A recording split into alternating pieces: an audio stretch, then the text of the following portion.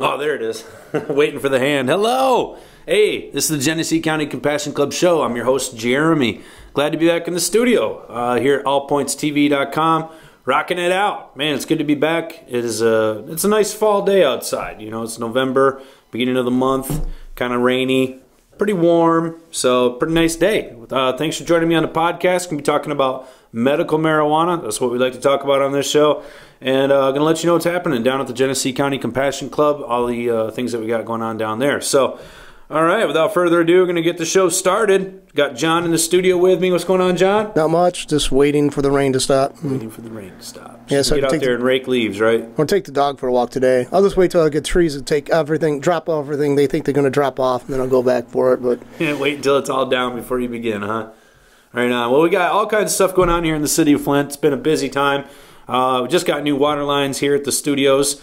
Can't drink the water yet, though, right, John? Yeah, we're through 3 streets over, 4 streets over. The people got the new installation a few weeks ago, and they're told by the people installing, "Yeah, wait until 3 years before you actually drink it." And it's like, that's what good is that installation going to do then? We got to let the pipes season.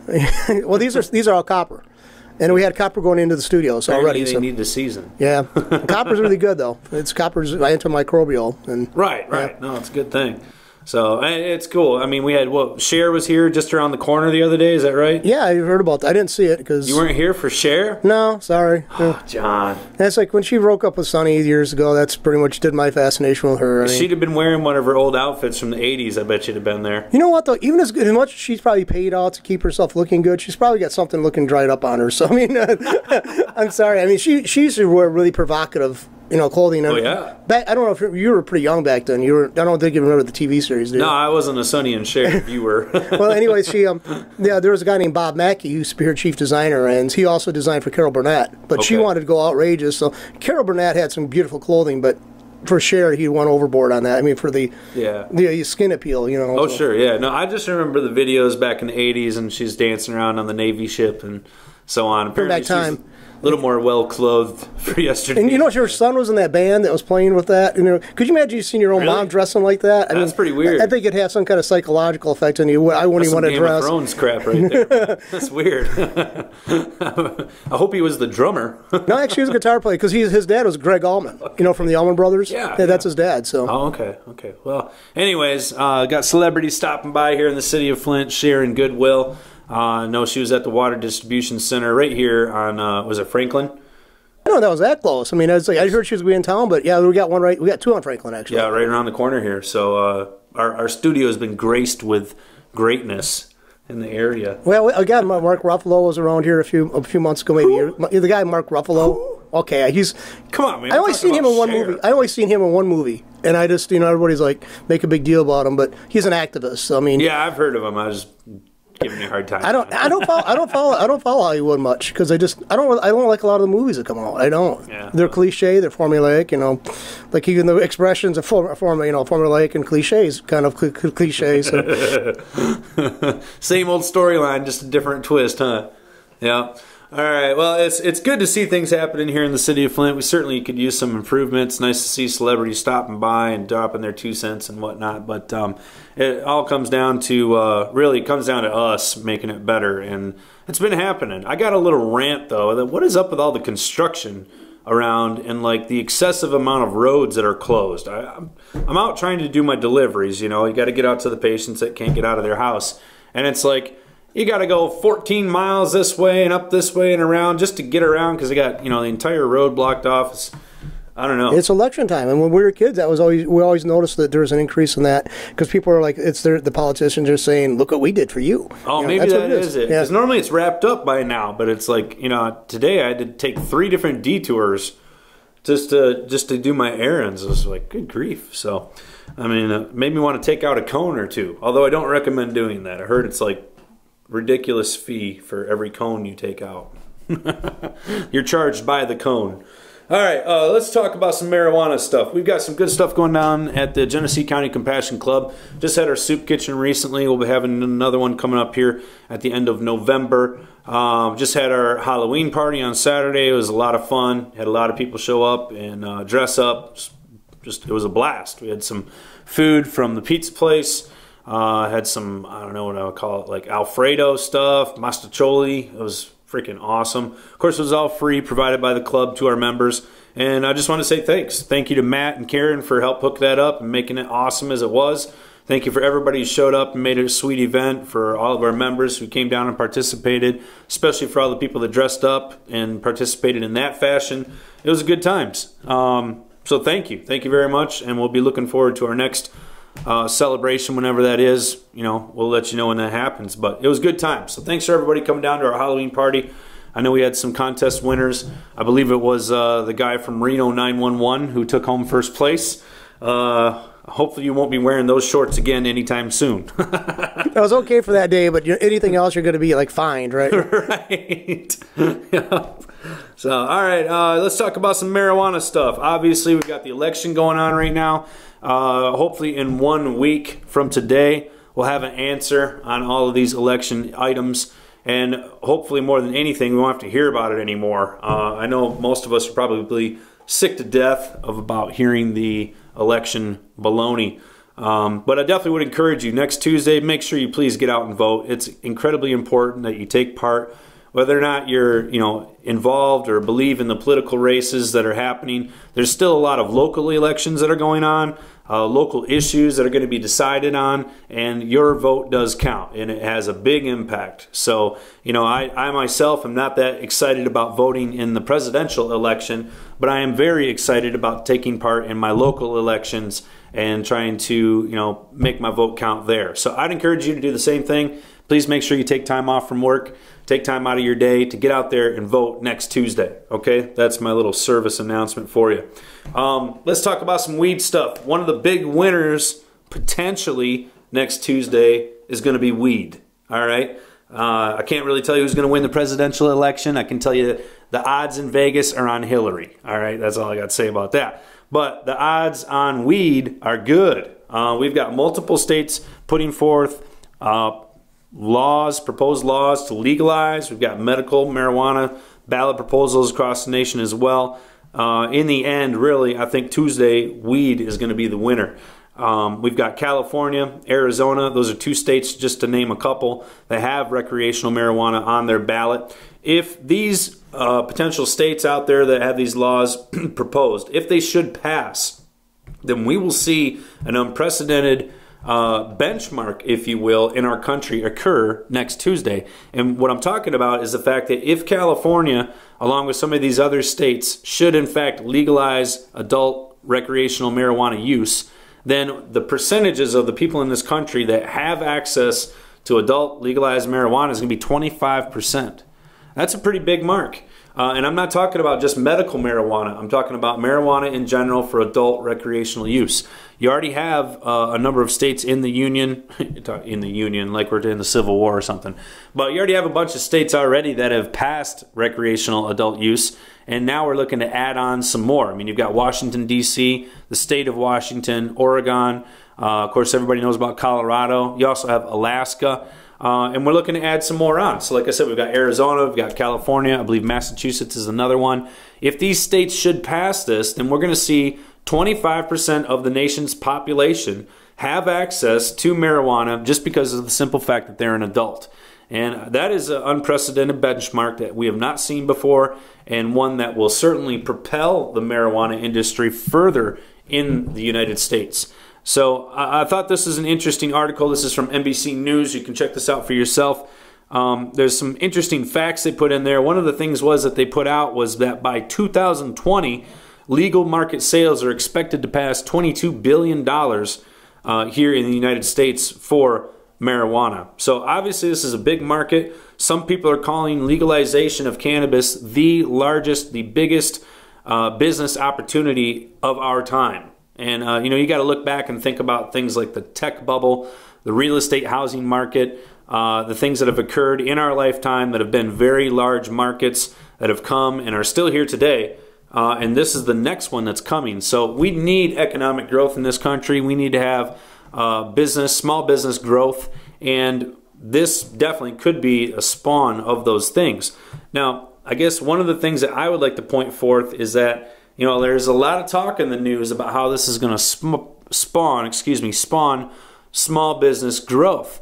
And yet what we're seeing are a lot of states propose policies that are to the contrary of that.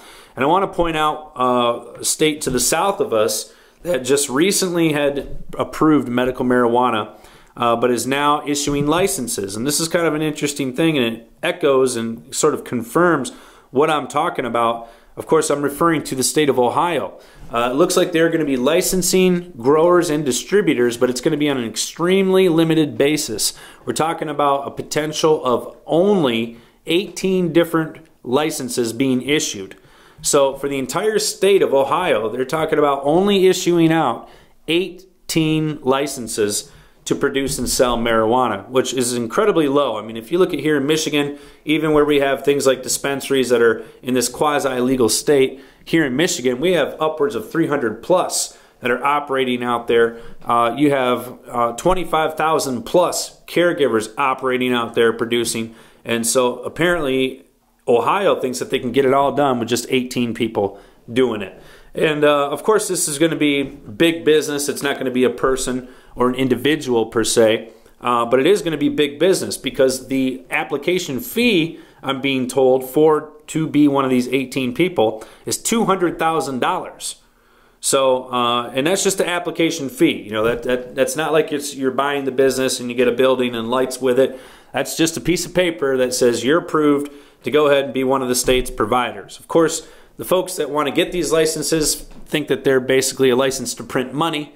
And, you know, that really is not what this should be about, especially in Ohio's case where we're talking about medical marijuana being used for medicinal purposes. You know, obviously profits shouldn't be the first thing that we're concerned with. And unfortunately, that is exactly what they are concerned with. And I feel really what they're doing is missing the punch. What they need to be looking at is the efficacy of the medicine and how they can get that into the hands of the patients that need it. You know, the majority of the folks out there that are suffering from things like cancer and end-of-life stage diseases and ailments oftentimes are strapped for cash. You know, they do not have extra money. Every dollar that they have is going right to the hospital or to their insurance plan or to their prescription drug coverage, you know, and trying to pay their other bills, of course, as well. And so the last thing they need is some money-grubbing company coming in and saying, well, we've got the cure for everything, but it's going to take the rest of whatever it is you have and more to get it. And I despise that type of stuff. I think it's absolutely, it's sick. You know what I mean? It's just as sick as the pharmaceutical companies out there that have been hiding cures for diseases for years because they know it's more profitable to treat your ailments and your symptoms than it is to cure you of a disease. And this medical marijuana industry that is being spawned up in places like Ohio, Indiana, New Jersey, where it's state controlled, where it's all big money and it's all about the profit, just makes me sick. Because what it's supposed to be about is about getting the people the relief that they've been denied, that they've been told that they're a criminal for using.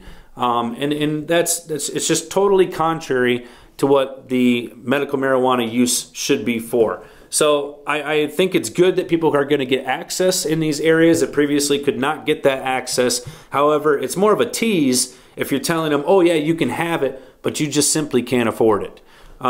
And I hate that. So I'm glad that we have what we have here in Michigan. There certainly is a push to move towards that corporate style. We've got a lot of folks in this state who feel like they should be running and ruling everything. And unfortunately, they've got influence, but what they don't have are the numbers. And that's where we come in. So we've got to continue to prove to society, to ourselves, to our communities that we are viable, that we are valid, and that we have a purpose and a place. Because I can tell you right now, big money companies don't do things for free. All right? It just doesn't happen. Another thing is, my take on this too, this should be an outrage for people who are not even involved in maybe the medical marijuana community or don't even for legalization. But doing it the way these could be states are doing it actually should be an affront to anybody who believes in the capitalist system, because basically it is put in the hands of who's going to be winners, who's going to be losers in the hands of the government. Yeah. And that basically, what happens with these they start to fail? Are there going to be bailouts from taxpayers' money coming down the road if so many people they hand them off to? I mean, it should be of those who are the most likely and able to do it, actually do it, and more successful, should be able to want to continue with it. But it is. It's guaranteeing more money to line the pockets of politicians the way they want to set it up.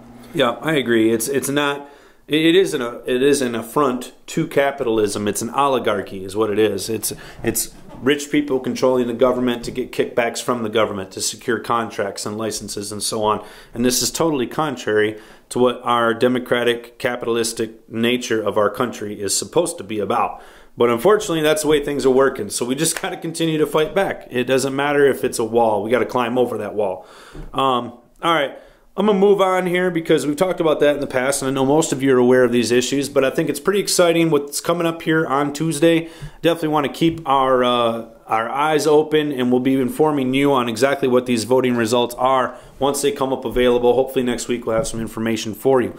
But it could be pretty exciting. I mean, California's had medical marijuana since 1996. A lot of folks thought that California would be the first state to have adult recreational use be available. It failed in 2012. And then we saw Colorado pick up the ball a year or two later and get it done.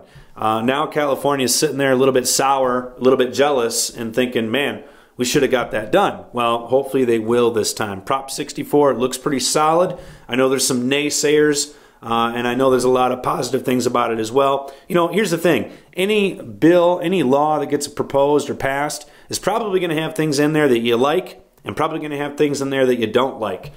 Sometimes there's just full of stuff that you don't like, and there's not anything that's good in it. But nevertheless, this one here is not that particular type of proposal. Prop 64 in California, it has both good and bad to it. So, fortunately, we don't live in California, so we don't have to worry about that. But they are definitely, have always been, and will continue to be one of the leaders of marijuana in the United States. I know Colorado has really stepped up the game here in the last few years, but you know, don't sleep on California. You know what I'm saying? All right, let's move on here. I want to talk about another thing here. I'm going to talk about dabbing. All right, I know it's the most popular thing right now. It's sort of taken the country by storm. And who doesn't like having a little bit of concentrated goodness, right? But this is a kind of interesting article that I want to cover with you, and I think it's kind of a warning to ourselves in the industry about how we present ourselves and about how we conduct ourselves as well. And it has to do with dabbing. So dabbing is one of those things that, because a lot of people don't really know about it because they're kind of confused about what it is, it is this dark, mysterious bubble surrounding it. And so folks from the outside that aren't really, you know, in tune with marijuana or the marijuana industry, they don't understand this. They think it's another like horrible tattoo, another horrible, deplorable, whatever you want to call it. I mean, they don't like it. They think it might, you know, they associate it as like crack. You know what I mean? They see you lighting up this torch and, you know, just doing all this and that, and it's scary to them. Okay, it doesn't look like medicine. All right, but what we got to do is educate them first on exactly what it is. And I know most of you have no problem doing that. But we do also have to combat media stories and stuff like this that pops up. And this story here is from 9news.com. It's a place out in Colorado. And they're reporting on a very unfortunate incident. It was a young man who was dabbing, this 23-year-old gentleman, college student, seemed to be a good all-around performing young person. And unfortunately, the gentleman committed suicide. He attributed some of his depression to dabbing. Now, of course, the media is going to take the story and say that, oh, dabbing made him kill himself. That's obviously not the fact. However, the gentleman suffered from depression, and that's what ultimately the reason why he took his own life. Could we attribute that directly to dabbing? No, I don't think so. I mean, there's a lot of other factors that may have been going on in this gentleman's life that may have attributed to his demise, and we don't have all of those facts in the case. But unfortunately, what we do have is a media story that is basically placing the blame of his death on dabbing. And that's really quite preposterous. I mean, people have been using concentrated forms of cannabis now for literally thousands of years. Have you ever heard of hashish? It's the same stuff, it's just processed differently. So what we're doing is taking the plant matter, we're collecting the useful part of that, and we're concentrating it into a usable form. The process of how we consume it may have changed throughout the years. I mean, we didn't have things like heat induction 20 years ago and, you know, vaporizers and stuff like this. So that has changed, but the medicine has not. And what we need to do, like I said, is educate the public on exactly what is dabbing. Well, it's just simply a new form of some old stuff. And just like anything, it can be abused. Everything needs to be done in moderation. I think that's just common sense. And because you're working with a concentrated form of cannabis, you need to use a little extra caution when it comes to this. So especially if you're brand new to using concentrates, it's not something you want to just go diving into. You want to take your time with it. Use a little bit, see how it affects you before you use more. And of course, if you find yourself sort of becoming, stuck to it, and I don't want to say addicted, because cannabis isn't an addictive substance, but we all know how you can develop addictive mentalities towards substances. Like, for example, there's people that I know that have been addicted to Coke. And I'm not talking about the powder, I'm talking about the doggone pop, stuff that comes with a red label on it. And that stuff's terrible for you. We know that. I think everybody in the world knows that, if you drink too much pop, it's bad for you. So, and that's just it right there. If you drink too much, one Coke once in a while, it's not going to kill you. It's probably not going to have that much damage to you. But if you're drinking 4 or 5 a day, every day, then obviously you're probably going to be losing all your teeth, kidneys going to hell, getting diabetes, you name it, it's going to happen. And marijuana, while it may not be addictive and while it may not be lethal, it can be misused. And so we need to be careful about that and making sure that we're using it in a proper medicinal fashion, and so that we're not creating outlets like this media was able to latch onto and then try to sort of proselytize it for their own purposes. I've had friends of mine who smoke marijuana regularly in the roach form or in the joint form. They said when they first saw somebody doing dabbing, they were shocked by it, and they were put off by that. Oh, sure. And so they said, it looked like freebasing to them. Yeah. And these are marijuana users. So. Oh, absolutely. And I remember as a youngster smoking marijuana in a pipe, and people thinking that I was smoking crack because they hadn't seen that kind of a pipe before. So a lot of it is really just a lack of information, misinformation, ill-conceived notions, if you will. And the only way to combat that is to really help educate people. Hey, look, this is where it comes from. This is how it's made. This is what it is now. This is how we use it. This is how it helps me. Just basic, simple things that you would be explaining about probably your flowers or your edibles. You got to do the same thing for your concentrates. And the other thing is moderation. We have to make sure that we're using our medicine properly, that we're getting the accurate dosage for what it is that we need to use it for, and that we're not overdoing things. A lot of times you might find that, well, this gives me comfort, so you automatically go to that thing for comfort, when in reality what you need is something else. So that's just something to keep in mind. I don't think that this dabbing by any way, any means attributed to this gentleman's death. Depression was what he was dealing with, and that affects a whole slew of people, regardless of what substances they're on. Unfortunately, it's a common issue that we deal with today, and unfortunately, some people take their lives over it. We got to find ways to help those people through those issues, identify them before they get to that point, and offer them the help that they need. And instead of trying to create hysteria about something like dabbing. So just make sure you keep your eyes open to these sorts of things, because when you have people confront you, or maybe people will try to question you about what it is that you're doing, you have to understand where they're coming from. And they're coming from reading articles like this baloney that says, oh, dabs will kill you, which is absolutely preposterous. But what we got to know is the facts behind the scenes, so we can help sort of squelch any rumors, and then at the same time provide real information so that they can walk away with a better understanding and education, and maybe they will help explain it to the next person. So, all right, that's what I wanted to talk about for dabbing. I thought that was an interesting article. Very unfortunate for the young gentleman who took his own life, and it's a sad thing, but I don't think that it was the dab's fault. All right, I got some other information here. This is kind of an interesting article. This is about the DEA. Of course, that's the Drug Enforcement Administration. This is from hightimes.com. You can check this out yourself if you'd like to. Basically, they're saying that federal lawmakers are becoming skeptical of the DEA's marijuana eradication program. It says here, in a letter to the Government Accountability Office, which is responsible for holding Uncle Sam's leash, 8 members of the U.S. House of Representatives asked the agency to dig into the DEA's controversial cannabis eradication program to find out just how effective it really is, and now that over half the states offer some form of marijuana. It says here, letter stems from a series of documents obtained by journalist which show the DEA continues to spend an upwards of $14 million per year to eliminate the pot plant from the face of the nation. $14 million a year sounds kind of low. Anyways, says here the case in Utah where law enforcement received $73,000 to ensure all of the illegal marijuana grow operations throughout the state were destroyed. However, by the end of the year, the taxpayers had essentially shelled out a substantial amount of cash so a team of drug cops could scour the land only to come up empty-handed. There you go. Here we go, another example. U.S. Representative Ted Lieu of California, one of the lawmakers responsible for penning the letter, had been trying to dismantle the DEA's eradication program for the past couple of years. In 2015, he introduced a couple of measures aimed at stripping the DEA's budget, one which would have allocated $9 million for programs benefiting abused children.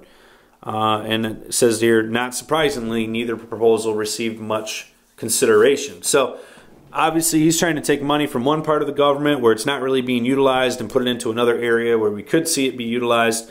And obviously, this area that we're talking about is the Drug Force Administration's eradication program. If a lot of folks, if you're not aware of what that is, the one example I provided about Utah is a good example. I mean, essentially, what we're paying for is military helicopters to, mount up, load up, take out DEA agents, and they go for a ride in the sky and they go and look for pot plants. A lot of these areas that they're patrolling are actually U.S.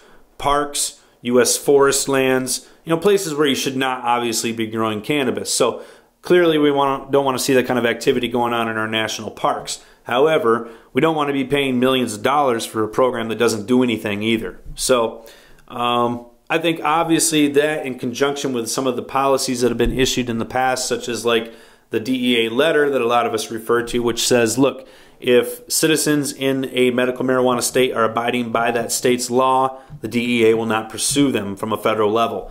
That's another budget allocation thing that has been done and has been approved now, I think, for 3 years in a row. So it's just simply a matter of tying up the hands of government by controlling the funds. And it seems to be an effective policy so far. A lot of folks in government understand that, if we can take the monies from one area, put it into another, we're not losing government sector employees, we're simply switching the allocated resources to an area that would be more effective. And I think that's good policy. Anyways, good stuff. I mean, I think as we have more states join, as we have the public opinion continue to change and become more favorable toward marijuana and medical marijuana, obviously we're going to see more people coincide their mentality to say, look, well, then we shouldn't be paying for law enforcement to cover these areas when nobody really cares if anyone's doing that anymore, which, hey, that's a good thing. It's a lot farther along than we were a few years ago. All right, let's see here. I got one other article I want to share with you. This is kind of interesting, and it goes along with what we've been talking about here, and that's big business. We mentioned his name on the program before, Sheldon Adelson. This guy is a mega billionaire. All right, he's a casino king. He owns quite a few casinos out in Las Vegas. We talk about Trump nowadays being a casino king, and everybody knows he had a casino and so on. Sheldon Adelson makes Trump look like his little punk brother. Okay, this guy here, he is big money, and he has been putting his money into stopping marijuana. He doesn't like marijuana. He doesn't want it legalized. He doesn't want it available medicinally, and he has thwarted a number of campaigns. One of them I can identify that as Florida's medical marijuana campaign, which went down in flames 2 years ago, and it was mainly because of the money that he poured into the anti-efforts and propaganda, basically, is what he was buying down in Florida. And unfortunately, it worked. People believed the billboards that said, pot will kill you and all your children will go to jail. Outlandish. I guess I don't want to go too far, but just asinine type of stuff that has no real fact-based basing, and I was wondering if you bought it. I was wondering if you're going to bring him up today, because I was just reading something about him, and somebody did a video on YouTube that I was seeing that about him and donating, someone giving so much money toward these efforts, and I was like, he's the king of vice. Why would he be so much against this? He runs casinos. They obviously serve a lot of alcohol in casinos. Most casinos you can smoke tobacco in. Most people consider gambling a vice as well. And yet this guy here decides that, oh yeah, all of that's okay. I've made my billions on it. But yet, how dare you smoke cannabis? And it's, even for medicinal reasons, it's not necessary. It just makes me wonder if he's got a hand in the black market area of it and wants to keep that going. I mean, because doesn't have an issue, a moral issue with the gambling. And gambling itself is not bad. There are a lot of people develop a problem with that, like you're alluding to earlier. But, you know, it's like this guy's known to be the vice king, basically. He's the quintessential vice king, and now he's like having a problem with weed. And it doesn't drive with me. It somehow just, there's a disingenuousness here, you know. Yeah, well, he's fighting hard once again this year. That's why I'm talking about him now, because he has given $2 million to Nevada's anti-legalization fight. Has also given millions more to campaigns against pot in Massachusetts, and of course what I already mentioned was Florida.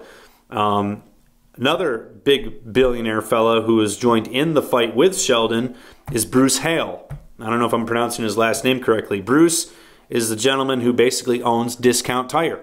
So he has the same views as Sheldon Adelson. He doesn't think you should have cannabis.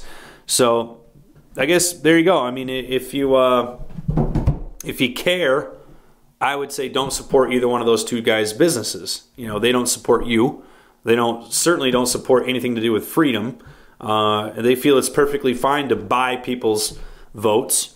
And you know, these kind of guys make me sick. So he's Bruce Hale, the Discount Tire fella. Give you an idea, he has profits from nearly 1,000 stores, and he's reputedly the richest person in Arizona. So, I mean, shouldn't have a dog in the fight, really, but yet somehow he feels he should. And he feels that his opinion is what the rest of the world should be ruled by. Both these guys do. And really, I think both these guys should go crawl in a hole, manage their business, and shut up. But this is America, and we get the option to have free speech. We get the option to support or not support something. I think, honestly, the way that we've allowed money to influence elections, I think that needs to stop. I don't find that to be, have any moral basis or any standing of any sort that would, be forthright when it comes to enforcing democratic policies. But at any rate, they're putting their money where their mouth is, and we're going to have to see how this happens. So keep your eye on Nevada. It's one of the other legalized states. Keep your eye on Massachusetts, and we'll find out just how effective their efforts have been. I hope they fail. That's all I got to say. I hope they fail. All right. That's what I got basically here. There's another article here. It's talking about the cost of growing your own versus buying your cannabis at a dispensary. This is from Leafly.com. Check this out. I mean, most of you, especially you guys at the club, you know firsthand what I'm talking about. You can obviously just provide it for yourself, or you can go and get it from a caregiver. It's pretty simple. If you're looking at the average cost, average cost anywhere is $10 to $20 a gram for flowers, $4 to $10 for 10 milligrams of edibles, and this is from Leafly.com, not from us. $17 to $50 for a half gram of concentrates, $30 to $70 for 1 gram. These are average prices across the nation for cannabis. So how does that compare to you producing it for yourself? Well, I guess it depends on how big of an area you want to grow in, right? It says here, for indoor cannabis grow cost estimates, the space that was calculated for this example was a 6x6 grow space. So essentially like half a bedroom, all right? They're using soil as a grow medium. They're only using 1 room for both veg and flower, so that definitely cuts down cost. It says they're assuming that they're in a temperate climate where the use of AC will not be necessary. Okay, that right there is obviously baloney, because it doesn't matter what climate you're in. As soon as you turn the lights on, it's hot. So this here is not, I don't think from Leafly, I don't think this is an accurate comparison, because you're not really truly including all of the cost. But they boil it down and they give it a range. And the range that they give to make this 6x6 foot grow space work is anywhere from $1,500 to $2,300 startup cost is what you'd be looking at. And then of course from there you'd have your monthly upkeep, like your utility bills, replacing your light bulbs, buying new mediums, stuff like that. They're talking that if you're in a closet, a small closet grow, like maybe you're just growing 1 or 2 plants, they'd say that that cost could be about $1,000, which, you know, again, they're not including things like cooling, air movement, you know, stuff like this. So they're really not including all of the cost here in this comparison, which is kind of unfortunate. But, you know, if you look at the price here that they're giving you, basically, you know, let's say it's $2,000, all right, just to sort of narrow the range down. $2,000 for your startup, and then obviously you've got your monthly cost. So you can see how this kind of plays out. I mean, if you don't have the startup money, then obviously you're going to be purchasing your medicine from a caregiver, and you're not going to be providing it for yourself. But let's say you just went to the doctor, you got your recommendation, and now you're wondering, okay, do I want to go get a caregiver? What's that going to cost me? Or do I want to provide this for myself? And what's that going to cost me? And this is a pretty decent, accurate estimate to look at as far as your upfront cost. Again, it's not including things like air conditioning, which you are going to need. And it doesn't include like your monthly upkeep that you're going to have to be responsible for as well. But even if we take those things out of account, we just look at it for what it is. It's $2,000 startup cost. And if we take obviously just $2,000 real simply divided by 12, you're looking at, you know, an average monthly cost of $166. So, you know, what you got to look at financially is, all right, if I'm spending $160 to $200 a month on my grow room, how much am I spending on my medical marijuana per month? And you might find that it evens out. Maybe you use a little less, maybe use a little bit more.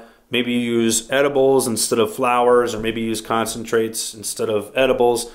You have to kind of decide how that's going to work for you. So my advice is, if you're a brand new patient and you have not yet built your grow room, you don't really know what the prices of things are, I would say take your time with it, because installing your own grow room can be a major investment. These estimates here that you're looking at from leafly.com are pretty low. And to be realistic, likely your cost is going to be more than what they're showing here. In addition, on top of that initial cost, you are going to have monthly expenses as well. So I guess your problems are cropping up right now in a regular. If you try to use no longer used bedroom, you got moisture content coming in there, and if you don't try to change that for like the boards, like the get a green board, you're going to have mold problems. So you can't really just put that in the smack dab in the middle of your house. You're right, without John. And one of the things like on here, they don't have a dehumidifier listed as a necessary item that you might need in your 6x6 grow room. I would argue that you absolutely need a dehumidifier. So again, this is just one person's estimate looking at it, and of course it's going to depend on what you buy, where you shop, what size room you're setting up, so on and so forth. But I can tell you that it'd be very easy to spend upwards of $300 to $400 a month on building and maintaining your own personal grow space, and you could take that for what it's worth and then compare it to whatever it is you spend on your medicine, and whether or not it's going to be a financial moneymaker for you. Some patients obviously take on this task of building their own grow room with the purpose of also adding on another patient later on. Like, okay, I'm a patient, I'm going to provide for myself, and then once my garden's up and growing, I'm going to go ahead and become a caregiver for someone else who is a patient as well. And so that can help offset your cost to provide your own medication for you. But initially, this is approximately what you'd be looking at, and I think it's something to take into consideration. Producing your own medication can be very, not just costly, but can also be very time consuming. And one of the things that a lot of folks struggle with is not just the initial upfront cost, but also the time commitment that is necessary and goes along with this. Not only is it time consuming, but you also have to be very consistent. So if you're the kind of person who likes to travel a lot, you don't really like doing the same thing every single day, I can tell you gardening probably isn't for you. But if you're home and maybe you already keep a vegetable garden outdoors, maybe you got a green thumb, it's something that's worthwhile trying out. The ability to produce your own medicine is a wonderful feeling, and on top of that, you have control over the quality, the strain type, and the end product that you're going to be consuming. So that is definitely not to be scoffed at, certainly a positive factor. And of course, anytime you can be self-sufficient, I think that's a good thing. But at any rate, this is a good comparison. I'd recommend you guys check it out if you're considering this or if you've got a person who just got their card, maybe they're wondering, what would I be looking at? Well, go to Leafly, LEFLY.com, and check it out for yourself. All right? That's about it for this week. That's the news and information I got to share with you. Just a friendly reminder, please make sure you go out and vote on Tuesday. Get out to there, get your civic duty in, all right? Be proud to be an American and take advantage of something that a lot of other countries don't get to have offered to them. So, John, thanks for letting me back in the studio at allpointstv.com.